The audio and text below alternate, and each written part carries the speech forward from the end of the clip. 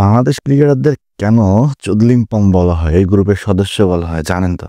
আরে ভাই, বাংলাদেশ ন্যাশনাল টিমের ক্রিকেটাররা বা বাংলাদেশ এ দলের ক্রিকেটারদের ব্যাটিং দেখে আসলে একই গ্রুপের মনে হয়। সবথেকে যে কথাটা বেশি মনে পড়ে সেটা হয় বাংলাদেশের ক্রিকেটারদের, সেটা হোক জাতীয় পর্যায়ের ক্রিকেটার, সেটা হোক এ দলের ক্রিকেটার, সেটা হোক আপনার বাংলাদেশের এনি পর্যায়ের ক্রিকেটার, এদের মনে হয় ক্রিকেটেও জ্ঞান নাই। বিশেষ করে আপনি ইয়াসির আলী রাব্বি, এরপর মাহিদুল ইসলাম অঙ্কন, এই ক্রিকেটারগুলোকে আপনারা কখনো মানুষ করতে পারবেন না। এরা সারা জীবন ক্রিকেট নামের আবাল গরু হয়ে থেকে যাবে। আমি যদি শুরু থেকেই ফাইনাল ম্যাচটার কথা বলি, যে ম্যাচে বাংলাদেশের প্রথম থেকেই 0 রানে যখন উইকেটটা চলে গেল পাকিস্তানের, সেখান থেকে যে একটা চাপ ছিল, সেই চাপের মাঝে এসে জিসান আলম যে ক্যাচটা আরাফাতের মিস করলো, ওই ক্যাচটাই বাংলাদেশের সর্বনাশ করে দিছে।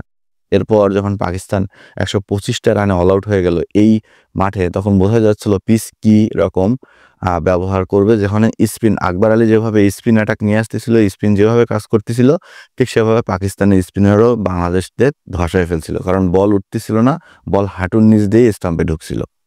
তো সব থেকে যে ব্যাপারটা খারাপ লাগছে, যে বাংলাদেশের ব্যাটাররা এমন দায়িত্বজ্ঞানহীন ব্যাটিং কেন করলো। আপনারা দেখেন, হাবিবুর রহমান সোহান যখন একটা স্টার্টিং দিয়ে গেল, তখন জিসান, আকবর, মাহফুজার একজনও টিকতে পারলো না, অঙ্কন একজনও টিকতে পারলো না। অথচ ধৈর্য ধরে বুঝতেছে যে আমি স্পিন এবং স্লো উইকেটে খেলতেছি, সেখানে ধীরে ধীরে খেলতে হবে, এই জ্ঞানটা কারো মাথায় আসে নাই।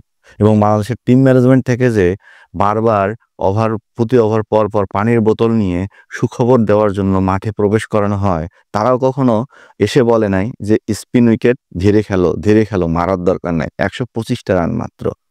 এরপর বাংলাদেশে যখন লোয়ার মিডল অর্ডার, সাকলাইন আসলো, হিট করলো 6গুলা, রাকিবুল আসলো, হিট করলো, মেহরাব আসলো, হিট করলো। তাদেরকে দেখে অন্তত আকবরদের ব্যাটিংটা শেখা দরকার। যদি ব্যাটিংটা শিখতে পারে, তাহলে নেক্সট ডে কোনো ম্যাচগুলোতে আকবররা এই ধরনের ভুল করবে না। এরপর যখন সুপার ওভারে চলে আসলো ম্যাচটা, সুপার ওভারে আমাদের জিসান, একে কি করতে মন চায় বলেন দেখি। জিসান কোনো ম্যাচেই নিজেকে তুলে ধরতে পারলো না। এই এশিয়া কাপটা দেখলে একটা ম্যাচে মনে হয় 40+ একটা ইনিংস রান করছিল। তাছাড়া কোনো ম্যাচে জিসান নিজেকে ফুটিয়ে তুলতে পারেনি।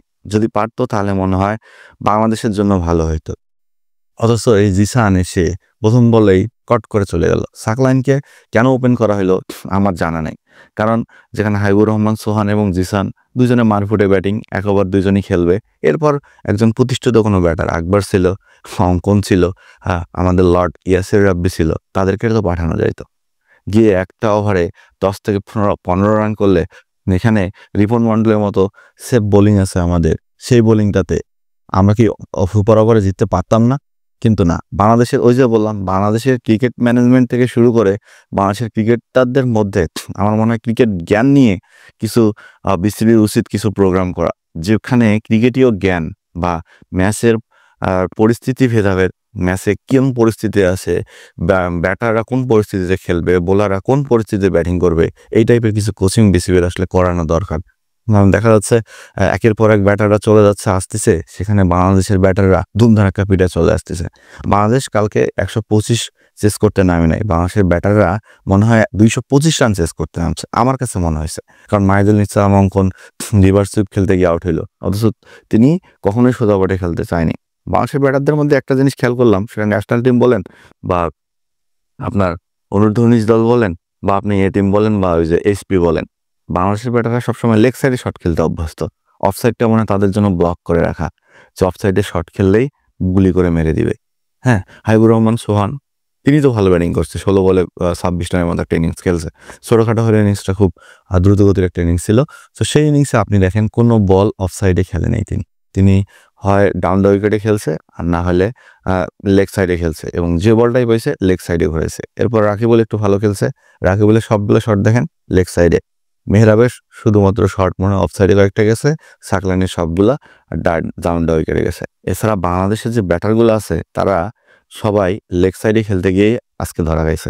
যদি ব্যাটাররা যদি অফ সাইডে খেলতো, তাহলে আমার মনে হয় এই ধরাটা খেত না, বাংলাদেশ এভাবে চুনা পুটির মতো হাঁটতো না ফাইনাল।